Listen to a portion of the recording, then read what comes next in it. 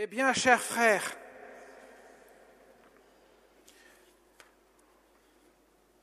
le puissant fit pour moi des merveilles. Saint est son nom, s'exclame la Vierge Marie dans le Magnificat, cette magnifique prière où elle rend tout à Dieu, car sa sainteté dépend de Dieu seul. Elle n'en tire aucun orgueil, au contraire, elle se démarque de tous les vivants, de tous les hommes, par son humilité, de telle sorte que Dieu y voit son chef-d'œuvre par excellence. Celle qui a daigné mettre au monde le Fils bien-aimé de Dieu est celle qui entre avec son corps et son âme au ciel le jour de l'Assomption. Mes chers amis, après la résurrection du Christ qui fait entrer l'humanité dans le sein de la divinité, voilà qu'à sa suite, celle qui l'a mise au monde monte avec son corps et son âme au ciel. Elle n'a pas connu la corruption du corps, elle est entrée dans la gloire de Dieu. C'est la seule personne humaine dont nous fêtons sa montée, corps et âme au ciel. Ce que le pape Pie XII, le 1er novembre 1950, a proclamé dans le dernier dogme proclamé par l'Église catholique, Marie est montée avec son corps et son âme dans les cieux. La victoire est donc totale. Elle est dans la gloire de Dieu, d'une telle gloire qu'elle est même montée au-dessus des anges, car elle rayonne d'une pureté absolument admirable dont on ne trouve pas son pareil. Tous ces mérites que la Vierge Marie est revêtue, elle-même le dit très bien, viennent de Dieu. Elle ne tire aucun mérite d'elle-même. Le seul mérite qu'on peut lui attribuer en tant que tel, qui est purement de son œuvre, c'est d'avoir correspondu parfaitement sa volonté humaine avec celle de Dieu. Et dans ce cas-là, tout fut possible pour Dieu. Il n'y a aucun obstacle à sa grâce, et donc il en fait un joyau, le joyau de la très sainte Trinité, qui resplendit d'une gloire absolument incomparable. Mes chers amis, quand nous voyons la Sainte Vierge Marie, nous voyons l'œuvre de Dieu par excellence. Non seulement l'œuvre de la création, mais l'œuvre de la rédemption dans sa splendeur même. C'est le plus beau fruit de la résurrection, de la mort et la résurrection du Christ, du mystère de la rédemption, car Jésus a donné sa vie pour chacun d'entre nous et a commencé pour sa mère. Voilà pourquoi elle dit « Le Seigneur fit pour moi des merveilles, saint est son nom. Je suis l'humble servante du Seigneur. » L'humilité qui la caractérise l'élève jusqu'à la plus haute marche de la gloire du ciel. Et il se trouve donc que cette mère, la mère du Fils bien-aimé, est devenue la mère de tous les hommes. En ce sens-là, non seulement elle est la fille de Dieu, comme chacun d'entre nous, nous sommes fils et filles de Dieu, mais en plus, elle devient la mère de Dieu. En devenant mère de Dieu, elle devient la mère de tous les hommes. Elle devient la mère de l'Église. Autrement dit, en elle, nous avons non seulement l'exemple, mais nous avons aussi le secours, son intercession, son inlassable intercession qui ne cesse de monter vers son Fils. Lorsque Jésus lui a dit, demandez cette dernière faveur avant de mourir, « Femme, voici ton Fils », il lui demandait de jouer ce rôle, d'être notre mère à tous, de nous montrer le chemin, non seulement cela, mais de nous y conduire au pied de la croix, là où nous pouvons nous abreuver de l'infinie miséricorde, de l'amour du Seigneur. Le texte de l'Apocalypse que nous avons entendu, la première lecture, manifeste justement le combat dans le ciel qui va s'opérer, car Jésus est venu combattre l'ennemi, celui qui a semé dans les cœurs le péché, autrement dit la haine de Dieu.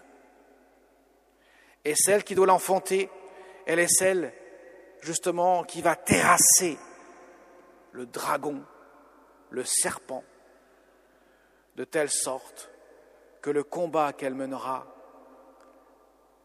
sera victorieux et ainsi détruira le règne de Satan, celui qui a voulu tromper le cœur de l'homme pour le conduire à la mort, alors que la Vierge Marie, en le terrassant, va ainsi permettre à Dieu de donner la grâce à tous les hommes d'instaurer son règne de Dieu. Non pas qu'il en ait besoin, mais il l'a voulu ainsi. Il a voulu un modèle pour chacun d'entre nous. Il a voulu une mère, parce qu'une mère donne ce qui, en principe, de meilleur pour son enfant, pour que nous puissions ainsi vivre de la sève de l'amour de Dieu, de sa miséricorde infinie. Mes chers amis, il se trouve que la Vierge Marie, dans son mystère de l'Assomption, grande solennité que nous fêtons dans l'Église, est devenue reine de France, de notre pays. En 1638, lorsque Louis XIII fit un vœu pour avoir un successeur sur son trône et qu'il a été exaucé avec son fils Louis XIV. Louis Dieudonné, le don de Dieu. Et qu'est-ce qui s'est passé de nombreux siècles plus tard? Surtout au XIXe siècle, la Vierge Marie est venue voir ce pays dont elle est la reine, que ce soit la rue du Bac, la Salette, Lourdes, Pontmain, Pellevoisin, tant d'endroits où elle est venue montrer le chemin à ses enfants, les inviter à la pénitence, à renoncer au péché, celle qui écrase la tête du démon, et les conduire à Dieu, montrer le flot de la grâce divine. Celle qui nous encourage à prier inlassablement cette mère, parce qu'elle ne cesse de présenter nos prières à Dieu. Alors mes chers amis, nous aurons à cœur aujourd'hui. Suite à la messe, nous ferons une procession et nous irons devant Notre-Dame du Rosaire pour renouveler ce vœu de Louis XIII, de consacrer la France sous sa protection, de lui demander justement de nous conduire toujours aux sèves de la vie éternelle, là où elle puise avec abondance cette miséricorde pour répandre ses bienfaits sur l'humanité. Mes chers amis, un grand saint s'est levé dans le Poitou il y a 300 ans. Il avait résumé parfaitement ce qui deviendra une des devises, pourrait-on dire, de vie d'un grand saint pape que nous avons eu, qui a régné 27 ans sur le trône de Saint-Pierre, Jean-Paul II. Il avait lu, justement, ce petit traité que ce grand saint, le père de Montfort, avait rédigé.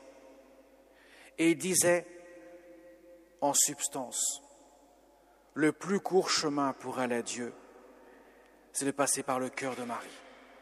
Il n'y a pas d'autre chemin plus sûr que celui-ci, car Jésus est venu par le cœur de Marie. Il est venu par le oui de Marie, comme il veut venir par le oui de chacun de nous, dans notre cœur, mais soutenu par le oui de Marie. Alors demandons-lui, renouvelons notre cœur sous sa protection. Demandons dans notre prière qu'elle nous aide vraiment à choisir résolument le chemin de la sainteté, qui n'est pas une option, qui est une nécessité qui s'impose en quelque sorte à nous. Je le dis bien en quelque sorte, évidemment, nous sommes toujours libres devant les dons de Dieu. Mais prenons conscience que la sainteté, elle est abordable. La Vierge Marie en est la preuve. Elle n'a rien fait d'extraordinaire dans sa vie, si ce n'est d'avoir été transparente de l'amour de Dieu. On ne lui compte aucun miracle en tant que tel dans sa vie sur la terre. Mais comme elle l'a résumé déjà aux noces de Cana, disons au serviteur, faites tout ce qu'il vous dira. Et elle résume parfaitement l'attitude que nous devons avoir envers Dieu. Laissez Dieu entrer, pénétrer dans la profondeur, dans l'épaisseur de notre âme pour y installer son règne. Cela demande beaucoup d'humilité, de renoncement de sa propre volonté pour épouser celle de Dieu. Le chrétien, quand il devient chrétien sur les fonds baptismaux, est invité à épouser la volonté de Dieu. Et les sacrements que nous recevons sont des fortifiants pour nous aider sans cesse à renoncer à notre volonté, à épouser celle de Dieu. Nous avons l'épouse par excellence. Demandons-lui son aide, mes chers amis, pour renouveler notre attachement indéfectible à la grâce que Dieu nous donne dans le baptême que nous avons reçu. Amen.